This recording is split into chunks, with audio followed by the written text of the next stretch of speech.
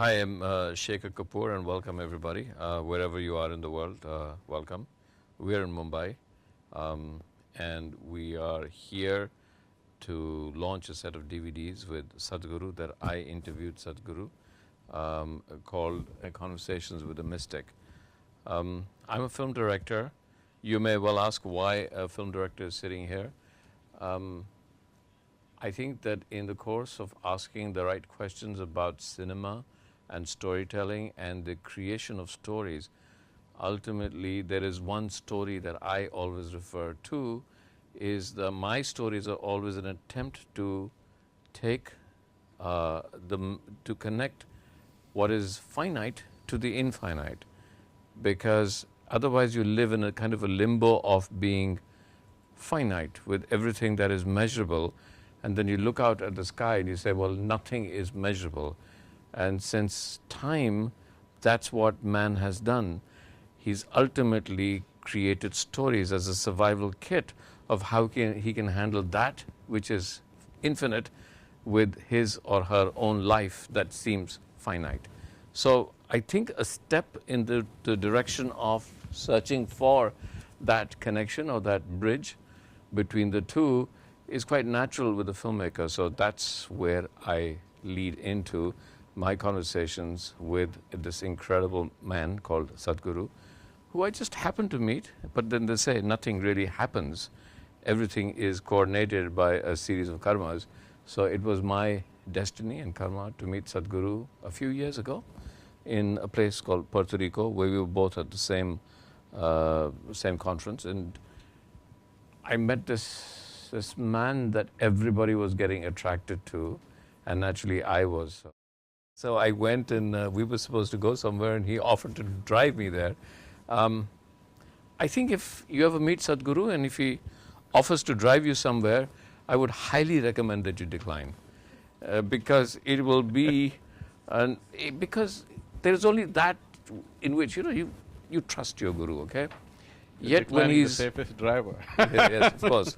You trust your Guru. But when he's taking a corner at about 85 kilometers, 85 miles an hour, you kind of, you're just at the crux of, do I really trust him? Will I really survive this? And then you have to convince yourself, well, it's Sadhguru, he knows, you trust him. But be careful. Be careful of his driving. And that's how I met him. And that set off a great, great relationship. And I've often been asked, as I was today, is Sadhguru your friend? And I say, yeah, he's probably one of my best friends. But is he your Guru? And say, yeah, but Guru, friend, mystic, a man that I turn to when I want to talk about those things that I know less about, a man in whose presence I feel vulnerable, but that's the strange thing.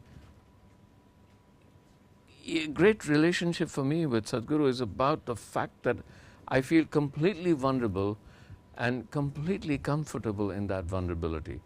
In fact, there's no other relationship I have where I can feel so comfortable with a great sense of being completely vulnerable. And I think that's probably because, but we'll talk more about that, because some of those questions go that way about what does it mean to be completely vulnerable, and so vulnerable that is the greatest power in the world is vulnerability. We have 4 tapes here. The tapes are, let me say, is love a chemical hijack? I mean, is it your hormones that suddenly take you across and give you a great sense of love that we say, oh, it's love, but it's actually just hormones? And if it's hormones, yes, it probably is. What lies beyond hormones? Can love exist beyond hormones? Can relationships exist beyond hormones? And you would be probably surprised, because each tape goes in from talking about hormones and love and then starts to get into almost everything, because everything is interconnected, and it gets naturally into life and death and children. And there's a separate one on education, but that is also about love. Why would it not be? So we have, is love a chemical hijack? Guru, a roadmap. Where does a Guru come into your life? What does a Guru really lay out for you? Why a Guru? How do you find your Guru? Do you need to find a guru? Can your guru be sitting in the house next door without you realizing it? Is it your destiny to meet your guru? But also in a very practical way, when you search for a guru, why are you searching and what are you searching for? Because that's fundamental. A lot of us are not asking the right question. And that's one of the things that I learned from Sadhguru is, Shekhar, you're not asking the right question. Well, is this right? Shekhar, you're not asking the right question. Okay, no, Shekhar, you're not really, you're too scared to ask the right question. And then I said, yeah, I'm not being vulnerable enough. Anyway, we'll come to that. The third one is called a miracle of life, which must be a miracle. And I guess if life is a miracle, then death must be a miracle. How can one not be a miracle against the other? So there is a lot of discussion in that DVD. And education and child blossoming. Is education as we see it now an imposition, or is it an encouragement? Where does education lie? And if you go to Isha Foundation, you'll find an amazing and absolutely amazing attitude towards education, and the most amazing, curious, wonderful, joyful kids I've ever seen in my life. But enough of me and my views, because we are really here to talk to Sadhguru and his views. So please may I introduce to all of you all over the world, wherever you are. And I'm sorry, I apologize, and we both apologize for the fact that our connections are not two-way right now. Next time they will be. And I will turn this over to Sadhguru. And very happy to meet you, very happy to be here. A bit embarrassed because I have to ask you all these questions on behalf of other people, because these questions reverberate with me. How would you like to say a few words to the audience all over the world, and then we can start with the questions? Like you were saying, filmmaking is about exploring the relationship between the finite and the infinite. My work is to transport people from the finite to the infinite, to create the necessary tools, to build a necessary vehicle for them so that they can transport themselves from the finite to the infinite. The whole spiritual process is just that. Or in other words, what I'm saying is, whether it's filmmaking or cooking or anything mundane that one can do, in all those aspects, if you look deep enough, it's the same journey. It is just that in one or in certain type of activity, it may be more apparent.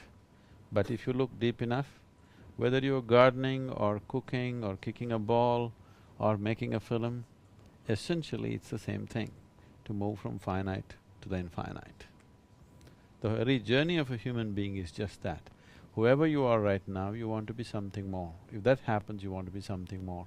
It's an endless something more, which is a longing for the infinite, finding expression in installments. So, my work is just to help people to understand that going in installments is not going to get you to infinite. Though the direction is right, the vehicle that you're employing is too limited, it can't get you there. There are other ways to make it. Everybody has the aspiration, but they don't have the means. So my essential work and my life is to provide them the means for their fundamental aspiration of every human being. So I have to stop myself from just exploring, because every time you talk to me, Sadhguru, I have another question, and then you talk to me and I have another question, and I'm sure like… It's time to transport yourself. It's transport, because what you're saying is I at one time have to go beyond telling stories of duality and just transpose myself into a singularity. See, I'm sorry, I'm not going to do this because it's about your questions today, it's not just about my questions. But just one more question on this. That vehicle, this question of, when I write a story, it's always a conflict between two things, whether it's good or evil, man, woman, destiny, fighting your destiny. So I create a conflict to solve a conflict in telling a story. See, when you make a film or write a story for that matter, what you're doing is you're just taking a segment of life as you see it, maybe slightly dramatized, but you're taking a segment of life. In that segment of life, there is no solution, there is only conflict. Because everything, there's one way of looking at it is, just about everything on this planet or anywhere in the existence is conflict. Right now, Earth is revolving around the sun. Sun is holding it in some ways, but Earth is trying to go away. It has centrifugal force going away. This is holding it, it's a conflict. So like this, if you look at it, a plant is trying to grow. If you look at it, there's a tremendous conflict in the earth. So, a worm is eaten by an insect is eaten by a bird is eaten by an animal is eaten by something else. This is going on. It is all a conflict if you look at it one way. Or another way of looking at it is just harmonious, everything is eating itself. The most beautiful story that comes out of the yogic lore is, one of the most beautiful stories that comes out of the yogic lore is, if you enter any temple, at the entrance, you would see a kind of a demon's face with two hands sticking out of his mouth.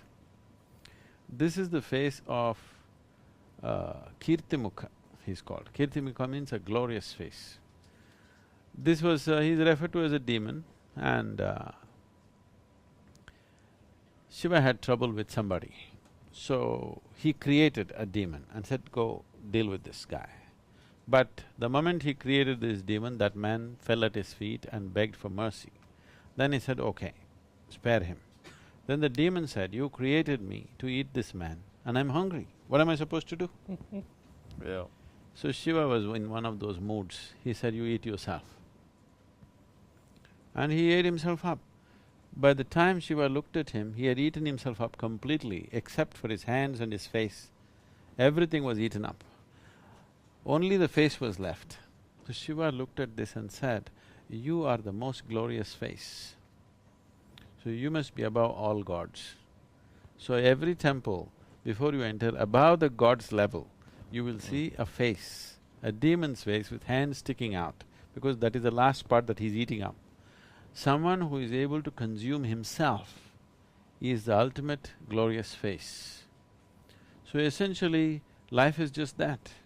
Either you're consumed by something else, or if you have the necessary intelligence and awareness, you consume yourself. If you consume yourself, you become a glorious face. If you let somebody else consume you, you're just somebody's breakfast maybe. Okay, all right. It's okay, Sadhguru. I'm going to stop myself from asking you another question for myself. And let me ask you some of the questions. I'm not sure where these questions have come from, but I'm sure anybody who's there will recognize their questions. Here's the first question. Many spiritual leaders are working towards creating a peaceful world, bringing down violence. What steps have you taken in that direction? Do you think you can impact the leaders of the warring nations and bring about peace using your spiritual teachings or methods?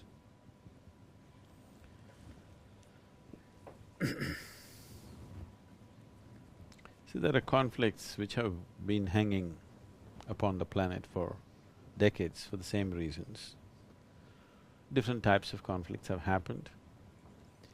The spiritual leaders or spiritual process essentially focuses on bringing peacefulness and blissfulness to an individual human being. So, when I say an individual human being, it does not matter who he is, whether he is a leader of a nation or a business leader or just a man on the street or whatever it is. It works for every human being. So definitely, spiritual process has to touch everybody, particularly people who are in positions of responsibility and power, because they can make a huge difference for lots of people, because they… when you're a leader of a nation or even these days large businesses, every thought, every emotion, every action that you generate is impacting millions of people. Just the very thought that you generate is impacting people in so many different ways. When such a responsibility has been placed in your hands, it's extremely important, the leaders of nations, large business corporations, they must take these steps to ensure as to how they are within themselves. What kind of beings are they? Some work has to be done upon themselves because every thought and emotion that they generate is impacting millions of people. When such a privilege has been given to you, if you just think something is going to happen to 1,000,000 people, it's extremely important that you conduct this privilege in a responsible manner. And you can only conduct this responsibly if there is a spiritual process within you. When I say a spiritual process, maybe not everybody understands what what it means. So one way of putting it is, there is a certain sense of inclusiveness, that you are not an exclusive entity, you are an inclusive process. And this inclusiveness, if it does not arise, and you have a certain level of power in your hands, then definitely it will lead to various kinds of conflicts, there's no question about that. So, we have worked with millions of people, we have worked in the prisons it's mandatory now in all the central prisons in South India, and there are various other things we are doing to make this happen. Definitely we have also tried to work with very major leaders. Particularly I have focused upon the business leaders because 100 years ago, if you looked at this world, military leadership was the most powerful leadership. In the last 100 years, it has evolved into a situation where democratically elected leaders, political leaders are the most powerful people. But that is going to change, that's already beginning to change, and it's going to change very rapidly in the next 10 to 15 years. You will see in the future, the economic leaders are going to be the most important people. Seeing this, I have started working with economic leaders individually on certain levels, and we have definitely made a difference in the way they make their decisions, the way they conduct their businesses. This is being done. But this is being done very discreetly because it is not something that needs to be handled in public. Sadhguru, just one thing, we didn't talk about the outreach programs of Isha. I'm not sure whether if there's a question, that's fine, we'll be answering it now, but people are aware, but I'm not sure if everybody's aware that Isha is not a religious organization, Isha is a spiritual organization, but it's far more than that. It's an educational organization coming up with different ideas, but very innovative ideas on education, yet conforming them to the standards that every child has to meet to get on in life. But something that's really important to me, it's an outreach program on something like reforestation of all of Tamil Nadu. It's a water outreach program. But before I say, I'd like Sadhguru to talk a little bit about that, about the volunteer work of Isha and all the specific work that Isha is doing to tackle some of the great problems that are facing education, medicine and environment that Isha is taking on. See, what I see is right now in India, India is sitting on a threshold of economic prosperity. Now the question is, will we sit on the threshold forever or are we going to cross it? Much economic boom is happening in the country. Unlike various other countries, particularly Western nations, today so much economic activity is happening, but what we need to realize is economic activity is happening at this level, whatever percentages we're talking about, 8%, 9% is happening because a large mass of people have been in such depths of poverty that now whatever little happens, percentages are showing big. But the actual quality of life of the people, of a large number, is still not in any great condition. So almost 65% of India lives in the villages. And the life in the village you cannot say it has improved in any great sense. Yes, of course, now they have cell phones, now they have bore wells. It has improved, you cannot say it is not improved either. But at the same time, you must understand this, that India is not India as a people is not a helpless population. It's a hugely enterprising population. I don't know, some people tell me the statistics, I'm not 100% sure. They say only 7% of Indians are employed, 93% are self-employed. This was in 2000. Maybe that percentage is little less now, maybe 10% is employed, 90% is self-employed. Maybe he's just selling a small heap of vegetables in street corner, but he's an entrepreneur. He understands the market, he knows how he has to make his own propaganda by shouting a certain thing, he knows where to place himself. He has a certain thought process, which I see is very, very unique. You don't see this anywhere else in the world. There's such fabulous entrepreneurs. Even the street kids are such wonderful entrepreneurs, you know. Yeah. That entrepreneurship is just there everywhere. But it is not going where it should naturally go, simply because the agencies which should facilitate this process by building the necessary infrastructure, creating things around which are necessary for them to progress like this. More than anything, there are any number of hurdles which don't allow a person to, you know, be truly enterprising in this country unless you have a certain pull. So, one aspect of what we are trying to do is, one thing is nourishment and health is a serious problem. In this effort to shift from subsistence farming to cash farming, when people were doing subsistence farming, if you went into a village 25–30 years ago, they were in tatters, there was no drinking water, there would be no electricity, there would be not a single automobile in the whole village. That's how it used to be.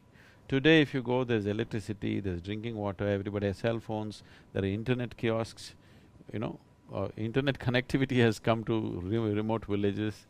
All these things are there. But one thing that's happened is at that time, the individual human being, a rural person means he was a sturdy person. Today if you go and see, 60% of the male population has not even grown to its full size, its skeletal system has not grown to full size. The condition of the female population is even worse. You don't see them much, but the male population you can clearly see. Or in other words, we are producing a whole underdeveloped population. If your body is not fully developed, even your brain will not develop. A substandard humanity you're producing, and you're hoping to take the country somewhere. Unless you attend to these things, it'll be very, very difficult. This is not a pessimistic approach to the nation, but all I'm saying is when we have goals to fulfill, when we are thinking of becoming a certain kind of economic power in the world, it is very important the fundamentals are handled. If you don't handle the fundamentals, you don't have the legs but you want to go up the mountain, it's not going to work. So in this context, we started the Action for Rural Rejuvenation, fundamentally on one level to rejuvenate the rural spirit. So we started off with yoga and sports, which became a huge, phenomenal movement. It's been one of the most incredible things to watch, because when we did this annual, village, we call this Gramotsavam, where all the village teams come and play, some 814 teams from across Tamil Nadu come and participate, of all kinds of age groups. Women over 70 years of age coming and playing ball in public in front of everyone, in competitive levels. Such a thing has never happened. And when this festival happened, there were over 500,000 people attending.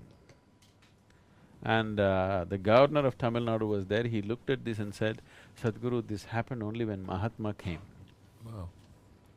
Because we are not paying for transportation, we are not paying for food, everybody is spending their own money on bicycles, bullock carts, tractors, all kinds of transport.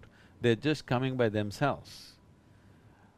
Probably a non-religious, non-political movement has never gathered this kind of momentum as it has right now, this whole process.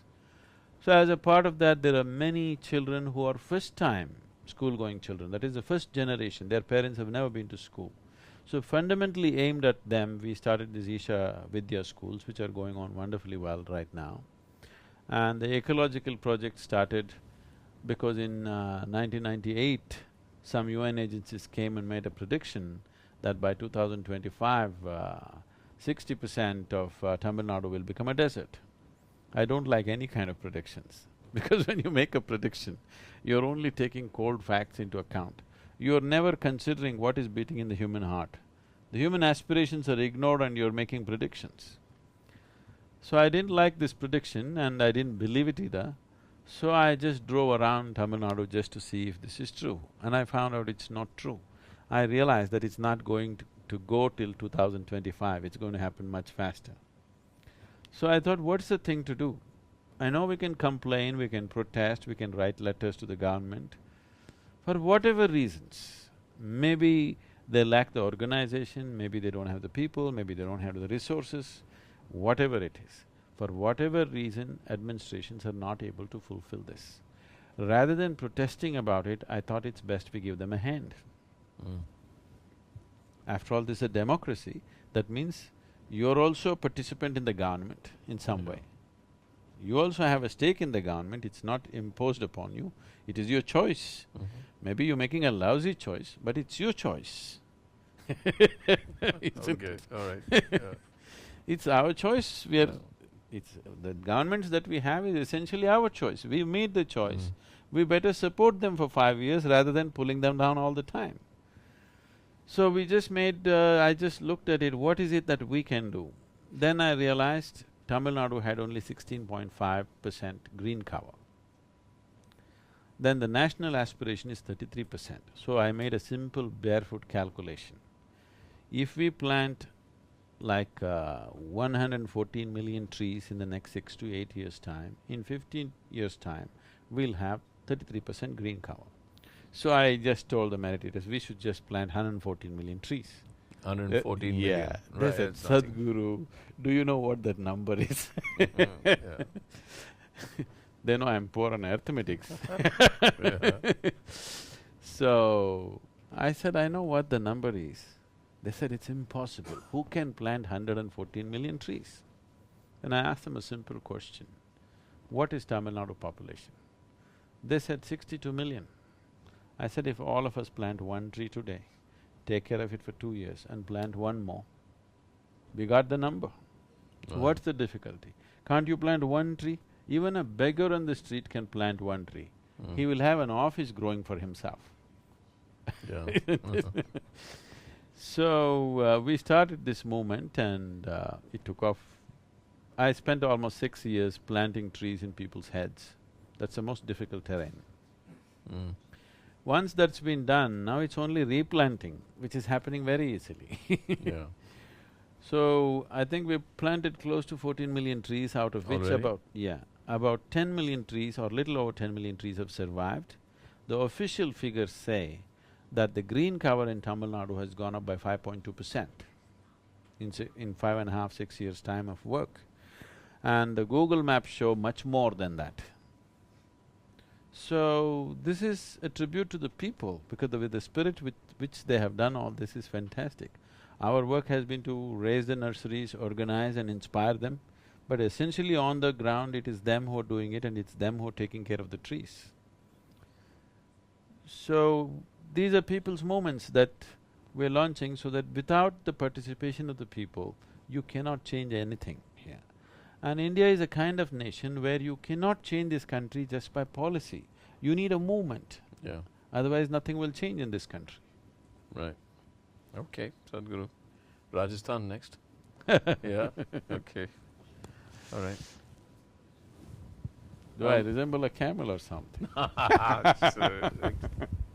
So, we've got a question coming in, question to both speakers. How visual and interactive media like films and internet is impacting the thought process of human beings and their emotions? Do you think we can use it as a medium to cultivate awareness amongst the masses? I'm going to hand this to you first, except to say one thing about the word masses. When we used to make films, when I used to make films in India, there was always this question is, who are the masses? Because if you ask anybody, who are you, they'll say, well, the masses are always somebody else. And so I've never been able to find out who the masses are, and the whole idea of the masses assumes that you are not the masses. I think only the left parties know who the masses are. Only the left parties, except the ones who run the left parties are not the masses. They know who they are, that's okay. But Sadhguru, I'll let you, then I'll talk about it, about both the dangers and the idea. I mean, interactive media like films and internet especially is a brilliantly democratic medium. I wish that when I started filmmaking I had the internet, because my desire to make films was not just to make films but to express myself. And not only express myself sitting at home, but express myself in a way that I could reach people. And what better way for me to be able to express myself through a little film, a 5-minute film, through my Twitter, through my blog, put on a film that I shoot, put it on my blog. The time now when somebody can spend $100, make a film, put it on the internet, put it on YouTube, and get 50 million hits. I mean, it's a dream, but people are doing that. So you could start, what you say in India, start a movement.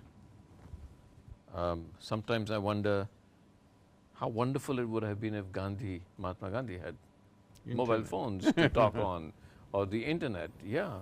And then I wonder, I said, yeah, but on the other hand, what if Hitler had the internet? You know, it's a double-edged sword, but I'll let you take that question. I was surprised for you. We've just launched an online inner engineering program. Okay. A 7-day, 10-hour session, which is having such a tremendous impact on people. We're Really? yet to market it in a big way. The very intention of this is, as they're asking the question, see, for the very first time in the history of this planet, you can speak to the whole world if you have something valuable to say. And that's not a simple thing. That's not a simple thing. As you said, Mahatma Gandhi, I want you to look back further, like a Gautam Buddha or a Krishna, when they wanted to communicate something, they traveled from village to village by foot, trying to transmit this. And today you can sit here and talk to the whole world. If what you're talking makes sense to people, you are able to talk to the whole world just sitting in this place, and that's not a simple thing, that's a tremendous thing.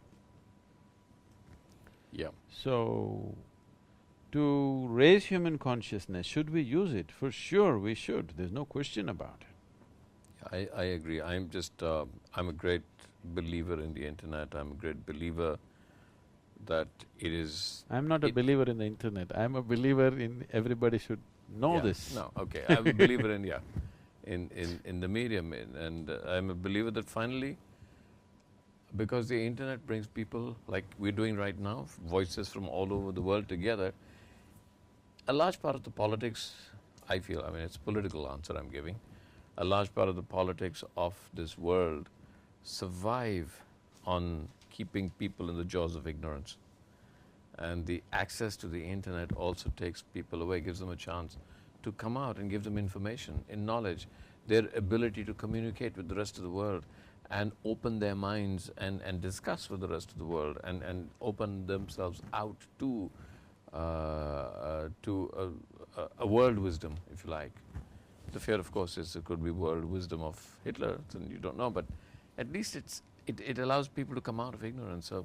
And then even filmmakers who make… No, when you say this Hitler double-edged thing, you must see that it was not only him he would have done propaganda on the internet, even the Jewish community also would have done it. That's true, that's completely right. They could have spoken to the whole world what was happening to them. Absolutely right, yeah, absolutely right. So… Now, they can only talk about it after it's been done. Yeah. They could… at that time nobody heard them. No, completely right. Like we're hearing voices from war areas right now, and an individual blog will come out and WikiLeaks, and yeah, if you really want to get political. Okay, Sadhguru, question to you.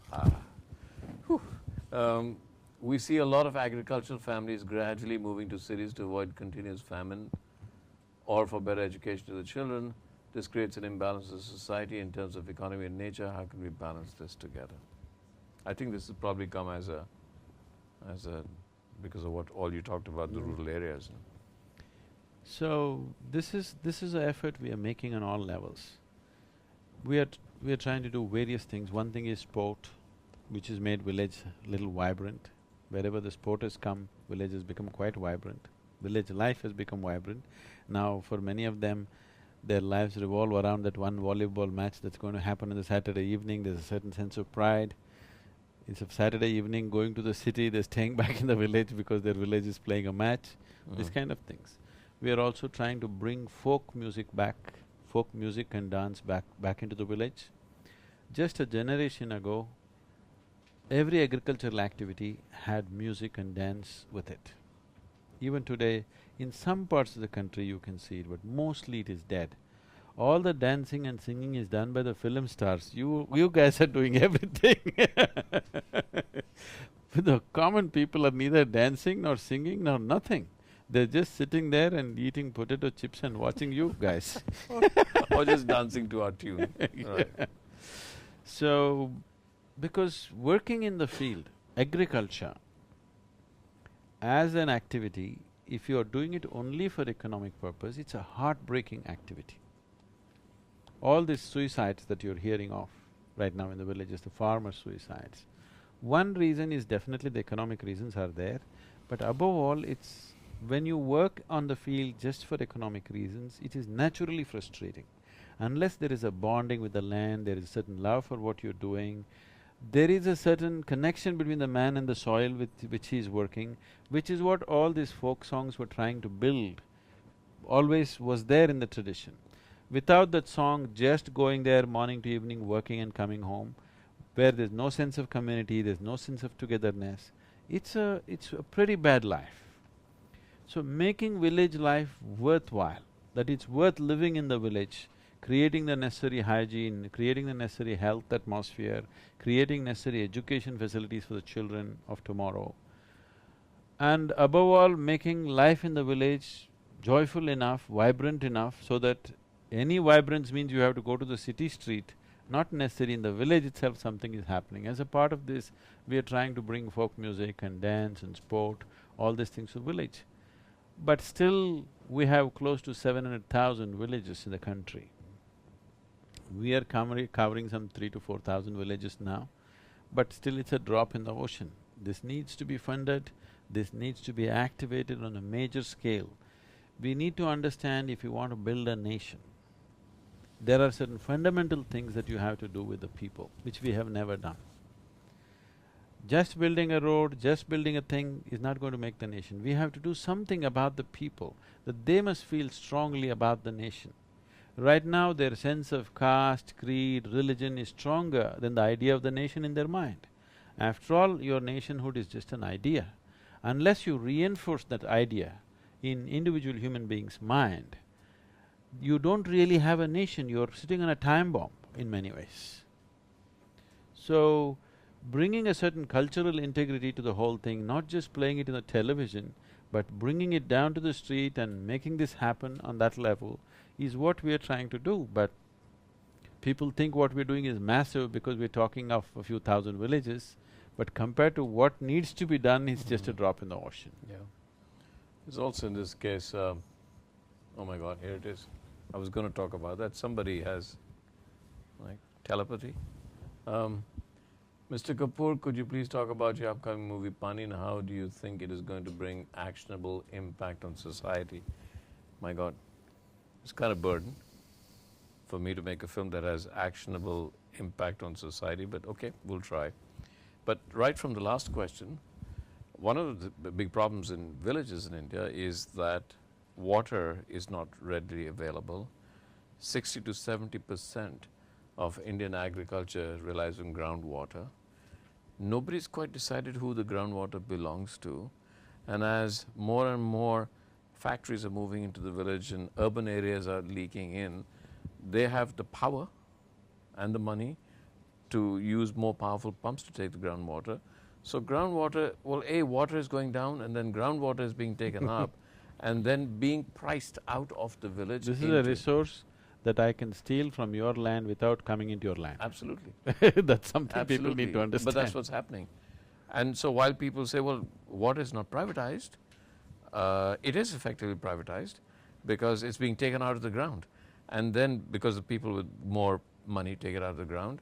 And then effectively something very mythical is happening, is water is traveling away from there, and water is now following not where it's needed most, but where it gets the best price.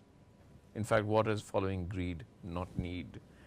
And as it going into the urban areas where it gets the best price, everybody in the village, as the village dries up, people move into the urban areas, creating huge problems of urban infrastructure.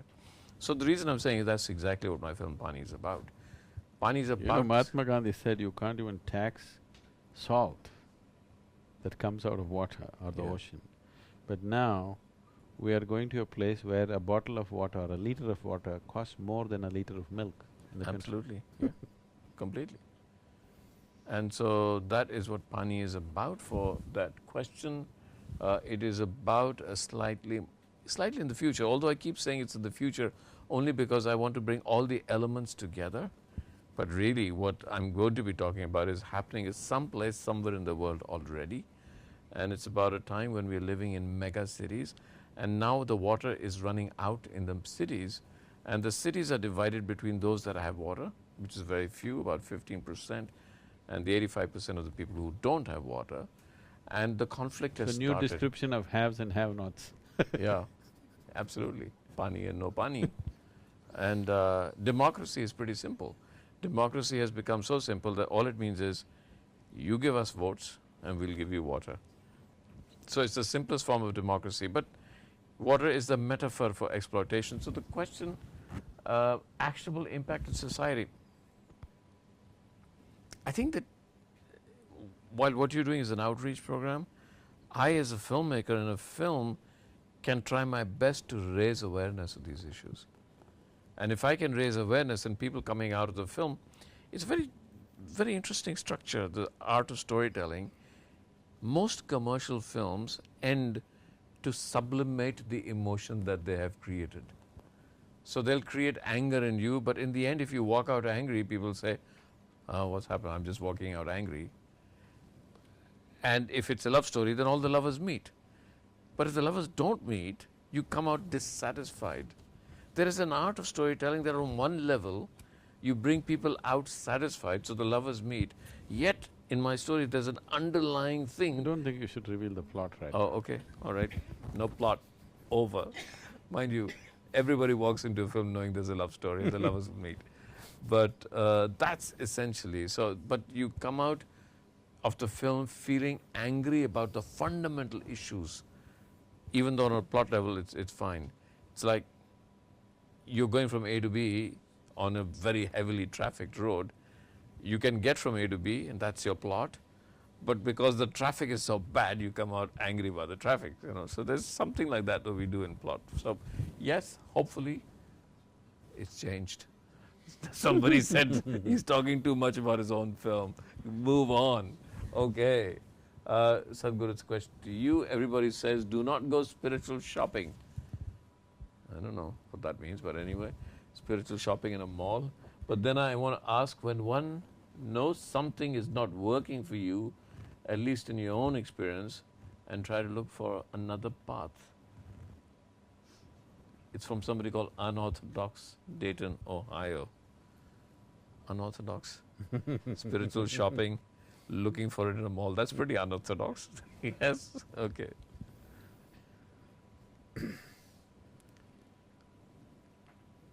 See, if the seeker has to decide whether this works for me or not, he will make this decision from the wrong parameters. When it becomes difficult for him, he will quit. When he thinks he is stagnant, he will quit. If you have to use an analogy, it's like you're digging a well. No, we are Pani, you know, you're digging a well for water. You can't talk about my film. Okay, somebody said I was no. the one who stopped you from revealing the plot. So. Okay, all right, okay. So if you're digging a well, I have personally been in this, I don't know if I've spoken to you. I actually personally got about 6 to 8 labor together and I dug a well myself with my own hands. I worked 8 to 10 hours and dug a well. I learned to use the dynamite and I made a well. Okay. And I hit water. Really? Yeah. Yeah. So this was an incredible experience for me because as it went in, as you sink in, after some time, you just have a piece of sky and just this 6 guys with me, 3 of us are handling crowbars, other 3 guys are filling up the earth and somebody pulls it up every time. As you go up, the whole bonding of being there in that little hole continuously And when you look up, only that piece of sky, and you're all the guys that are there. I just worked with them for almost 4 months digging this well. See my hands So, when you're digging a well, every day this thought will come to you, am I hitting the wrong place? It was such a continuous process for me. We've gone 30 feet, 35 feet, we've gone and no trace of water. You're like every day, every moment you're thinking, because your effort is involved, your money is involved, and above all, in the village you'll become a fool, okay? You've picked up a challenging spot to hit the well, and every time you hit your crowbar or your pickaxe, you're thinking, is this really the place? Maybe somebody else comes and say, some other wise guy will come and say, you are not going to hit anything here. You come there, you do that part, I can feel it. I can feel the water gurgling there, you come and hit there. But that's on the surface, now I have to again dig. So just that thought continuously torments you when you're digging, till you hit the water. Now, what I say is, first of all, you have gone on a spiritual path with some group or some guru or whatever. That at one point when you made the decision, you saw the value of it. That's why you have invested your life there, otherwise you wouldn't. I believe so, unless you just throw your life wherever you go, I don't know about that. But otherwise I believe, because you sensed something, you tasted something, something touched you, and you thought this is it and you went for it. I would say you persist for some more time. Unless you find something seriously wrong with what they're doing, okay?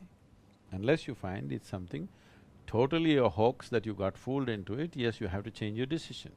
Otherwise, if you don't find any change in them, they're stable, they're good and they're doing their work properly, I would suggest wherever you are, you continue to dig. If you keep changing your mind every other day, you'll have lot of holes in your land, but no well. Pani will not happen. Yeah. So, it's best to persist unless you have discovered something seriously wrong with them. Yeah. I do have friends in California who do spiritual shopping. Every time I go back to California and they found a new society, a new guru, a new thing, it's like you found a new girlfriend or a new boyfriend or you've changed your house. And I just… and yet I know that they're looking for some kind of spiritual search. So what what is it inside them that is provoking this constant desire to find something new? What is that restlessness that provokes that? See, one thing is wrong ideas about spiritual process. Yeah. Not understanding that when you're looking for something so profound, you need to invest a certain amount of your time, energies and life to find results. Fanciful commercial books on spirituality, they read that and some instant gratification should happen. If that's not happening, they want to quit. Or it is just they don't have a mind of their own, they're just guided by whatever is the fashion in the local area. There are all various reasons, but essentially, lack of profoundness, you're becoming flaky in everything. Yeah, I know. I was really cursed for this statement that I made once with somebody very important said, how do I find peace? Very quickly I said, take a sleeping pill. So I did. There is no way because the journey… Even that takes an hour and a half. What? Even that takes an hour and a half, right. I just because in my experience, the journey to spirituality actually goes through the path of your own demons, and there is no greater danger or there's no greater fear laden path than your own demons. So, but how can you go there without actually walking through that? I mean, that's my experience. Maybe some people find it without that. Maybe I have more demons It need than not be others. so, because all the demons are you're making, you can Yeah. put them to sleep in no time. How do I put my demons to sleep? I'm sorry, I have to ask you that. Yes, how? It must be… Somebody's asking, dear Shekhar… Oh, can we just talk about demons for a second? Yeah, please. I promise you, Sandeep from San Diego, Sandeep, I think I know you. All right, Sandeep, San Diego, I'll come back to that. But let's just talk about demons. How do you put your demons to sleep? to stop creating them. But I've created them already. No, you have to actually… see, anything that is your making, which is your psychological making, you have to actively keep them up, otherwise they'll die. If you don't invest a certain amount of energy, they'll just die. Yeah. So, if you do not invest anything in their direction, they'll just die by themselves, you don't have to kill them. There's no need to… there is no need to slay demons which are imaginary, isn't it? Yeah. You'll become a Don Quixote. Right, okay. Dear Shekhar Kapur, you're a pro in filmmaking. Okay, you're a pro in filmmaking and given us so many wonderful films. Now you also have come in touch with the inner science. Is there a possibility of using filmmaking as a means to raise human consciousness? Yes. I ask this question so often. I don't think I need to make a film on Buddha to talk about Buddhism. I don't think I need to make a film on Krishna to talk about the philosophy of duality or Maya of Krishna or Krishna Leela. I feel that almost any story that you make, if there is an underlying subtext inside you of a search for any kind of spirituality, and you're honest, now whether you're a filmmaker or an artist or a poet, if you're honest in what you do, that spirituality naturally touches your characters. It has to find expression. It has to find expression. And if it doesn't find expression, you're merely making a film from an intellect, not really from the heart. And quite honestly, I have found, and when I made some films that have lasted 20 years later, people are still watching them. 25 years later, they're still watching them. And the only explanation I can give is that their relevance somewhere touches something that is deeply mythic and therefore deeply spiritual, that you found in yourself at that time, and therefore the audience is still discovering, because that doesn't change. People change, actors change, fashion change, plot change, ideas change. Something that is deeply mythic and deeply spiritual does not change. So yeah, I think films should be spiritual. There must be, they should be. Question, my God.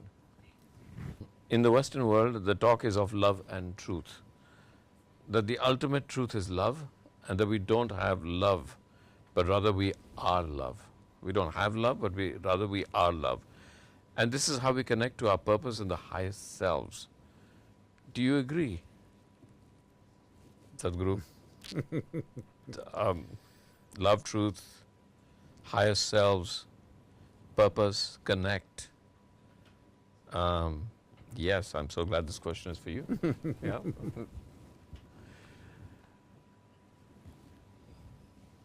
See, if a society is hungry, in that society, food will be the ultimate quantum, to the ultimate value. If you're ill, health will be the ultimate value for you. If you are in poverty, wealth will be the ultimate value for you.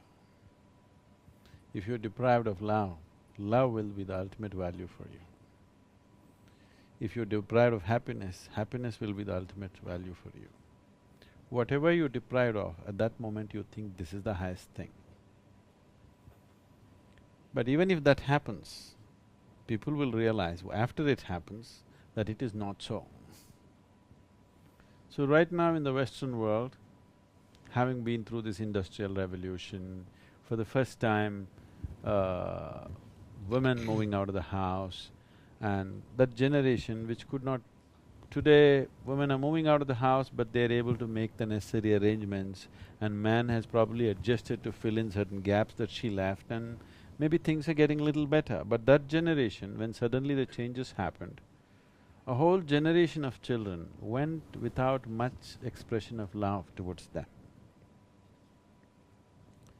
Because it's a flux that people were still trying to come to terms with how to handle this. Always it was assured the woman of the house will be there and she'll love the children and this is it. But once that changed, before we could adjust to that, one generation or two generations of people suffered from lack of attention and lack of love and this kind of things. Today various things are happening, as there is maternity leave, there's paternity leave, the man will stay back and take care of the child, and attitudes have changed, various things in the world have changed, and access to various things have changed, various facilities have come up in the social structure to cater to these things. Otherwise, that 1 or 2 generations, in many ways, were very much deprived of love. Because of that, I think there is so much talk about love. I'm not trying to demean love. Love is a very essential ingredient in your life. I would like you to look at it this way. You're looking for pleasantness, essentially, in your life.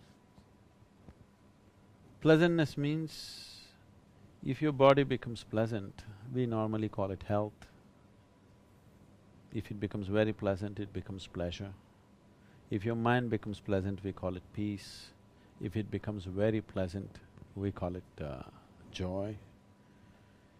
If your emotions become pleasant, we call it love. If it becomes very pleasant, we call it compassion. If your life energies become pleasant, we call this bliss. If it becomes very pleasant, we call it ecstasy.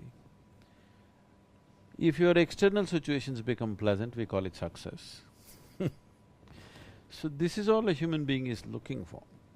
So, only if emotionally he is in a sweet place, which is what love is. It's human emotions turning sweet, either towards somebody or just like that, whichever way it happens. Now, just your emotions being sweet, is it enough for you? Don't you need health? Don't you need well-being? Don't you need food? Don't you need peacefulness? Don't you need competence? Don't you need capability? If you have a lot of love and you become incompetent, which happens to lots of people unfortunately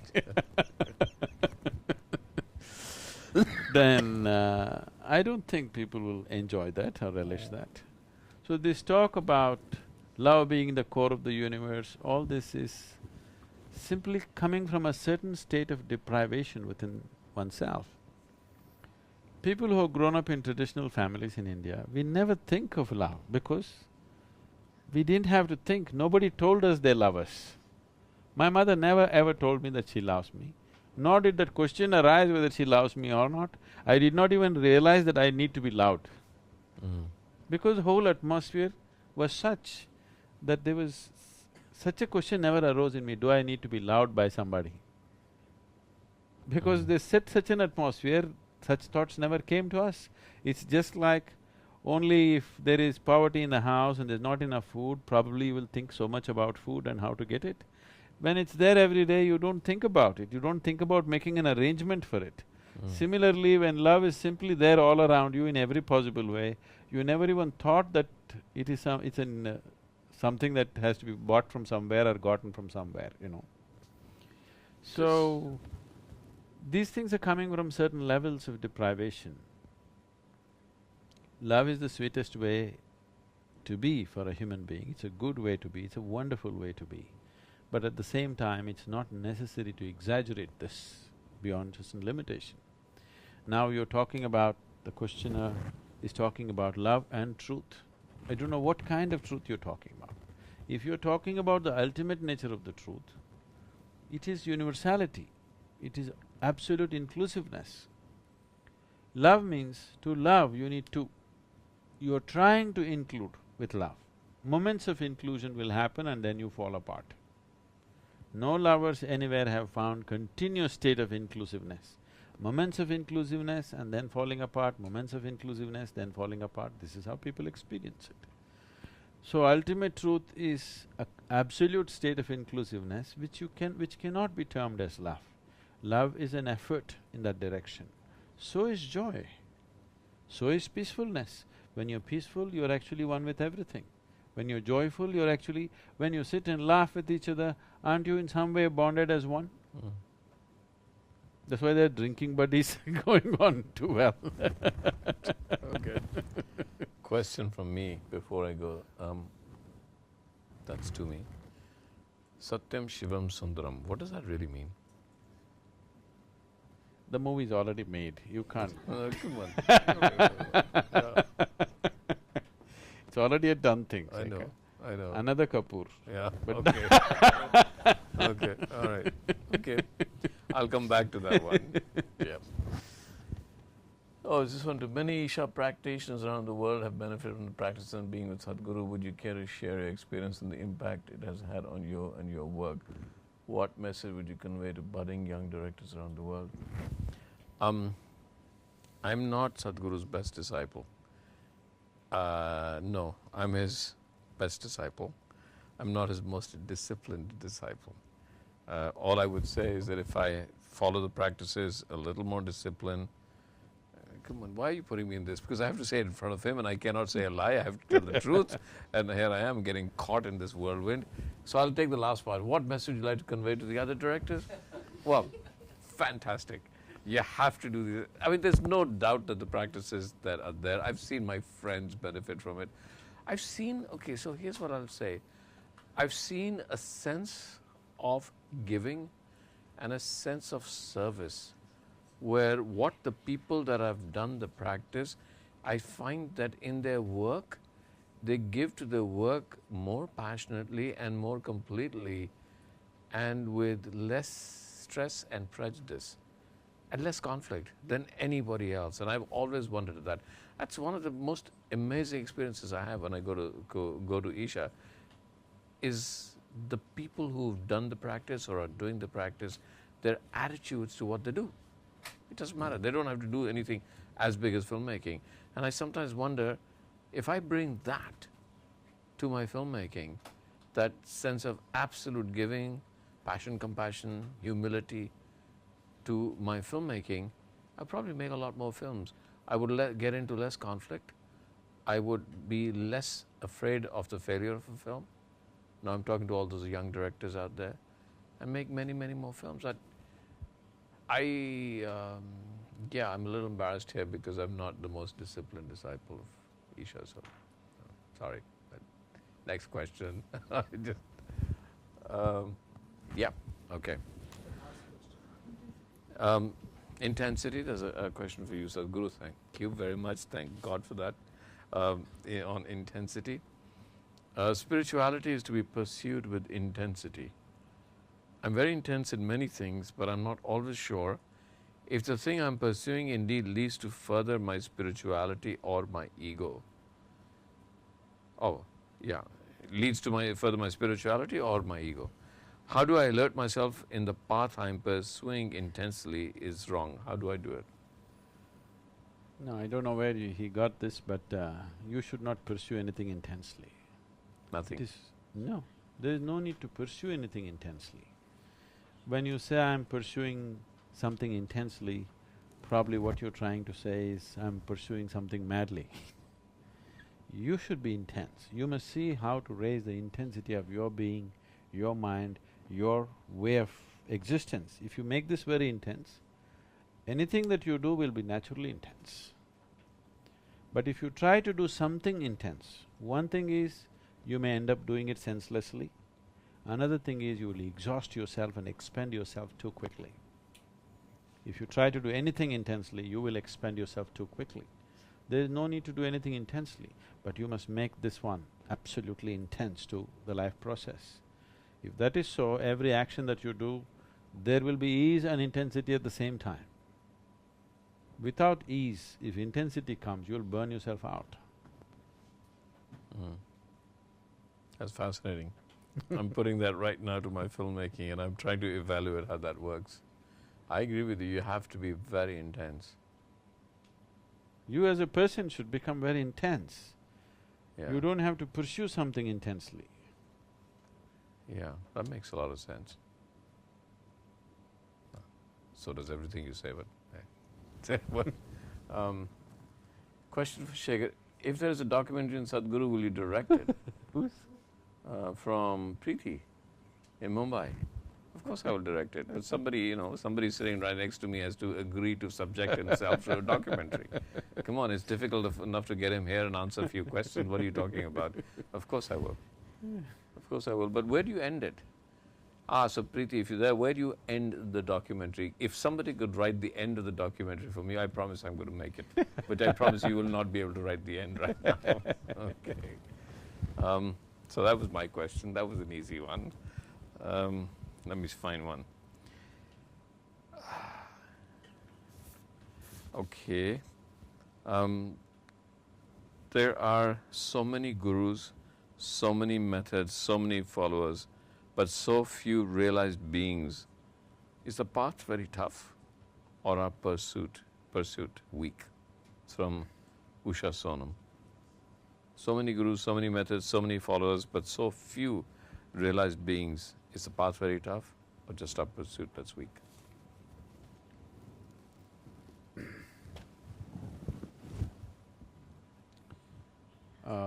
I would disagree with a question that is, there aren't so many gurus. There are scholars, there are teachers, there are charlatans, there are godmen, but there are not too many gurus, there are very few.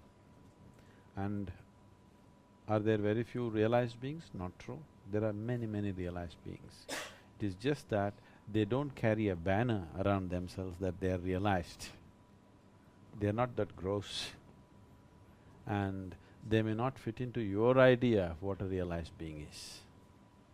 They may not fit into your ideas of what realized being is, because your ideas have nothing to do with realization. So, definitely, the number of gurus are not enough, they have dwindled down.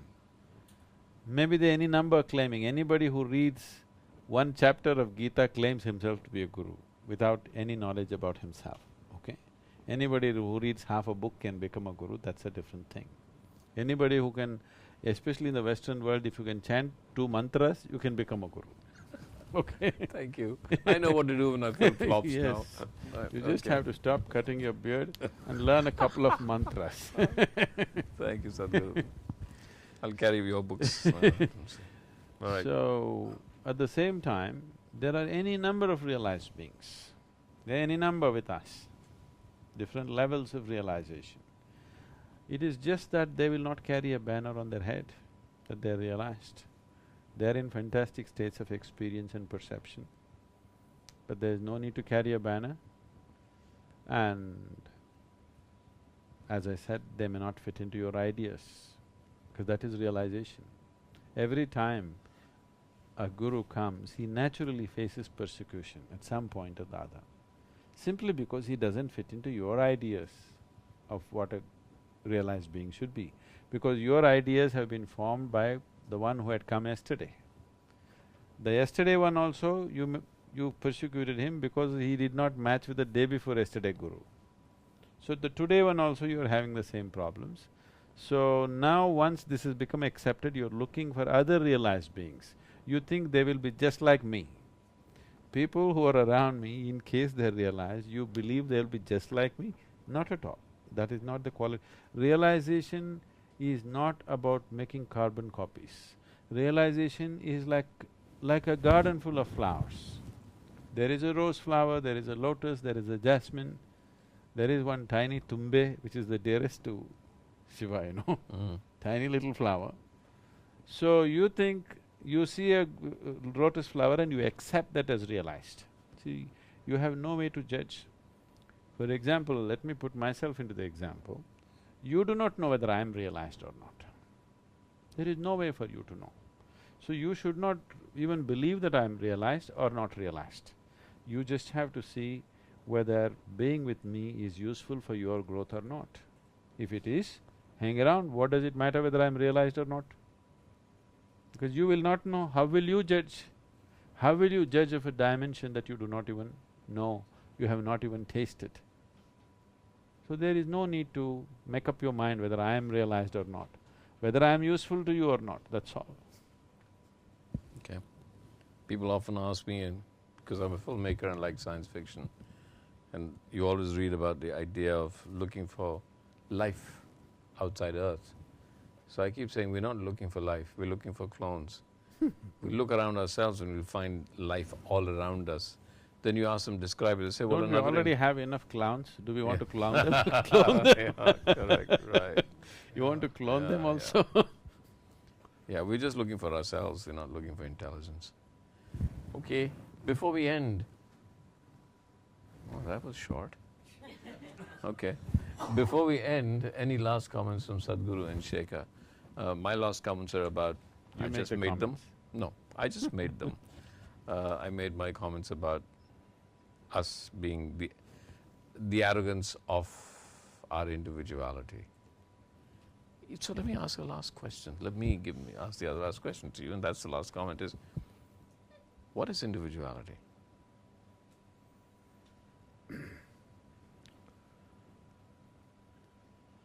It is something that comes out of your instinct for self-preservation, because unless you develop a certain individuality, you cannot protect yourself, you cannot preserve yourself. So this individuality gets built up initially for physical survival. After some time, due to misunderstanding of life or due to a very strong identification with the individual body. See, the bodies are individual. This is one body, that is another body. Whatever you do, this is a separate body, that's a separate body. This is one organism, that's another organism.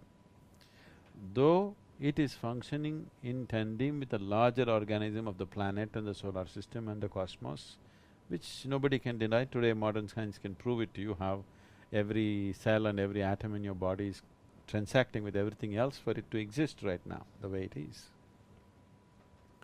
So the individuality is formed essentially for self-preservation. When we come to self-preservation, the only thing that needs preservation in you is your physical body. Physical body has to be preserved. Right now, if I trample upon every idea you have in your head, next moment you can come up with totally brand new ideas. But if I trample upon one idea of yours, you could feel threatened, because you feel your survival is being attacked. Your survival is never in question except with the physical body. If I trample upon every emotion you have, every idea you have, your belief systems, your ideologies, everything, if I beat it down right now, actually your intelligence is capable of coming up with something totally new the next moment. But because you cling to this, the next one will never happen. People cling to… the stronger they cling to it, the less creative and less concretized they become in their individuality. Individual essentially means, it comes from the word indivisible, that is, you're not further divisible. But now, in your search for survival, of psychological survival and emotional survival, people make themselves into many things. Right now, already in the question itself, there was a thing about, is it my ego, is it my this? Where is your ego? There is no such thing, it's just a nasty part of you which you want to label it as Mr. Ego, you know. Some aspect of you is nasty, you don't want to see that I'm nasty, you said it's my ego. Correct, right. Sometimes you're pleasant, sometimes you're unpleasant, you don't even want to come to terms with that. So individual means you're not further divisible. Is there only one person in this body or two? If there is two, either you need, you're schizophrenic, you need a psychiatrist, or maybe you need an exorcist.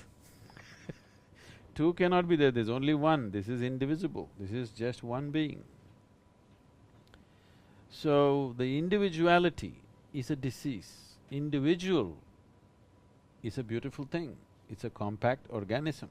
But individuality or individualism is a kind of a disease that has grown in the world. It's all about exclusiveness. Everything you see today in the world, people are promoting exclusiveness. And then they're wondering why there is conflict. If you promote exclusiveness, how can there be no conflict? There can only be conflict, isn't it? Okay. Thank you, Sadhguru.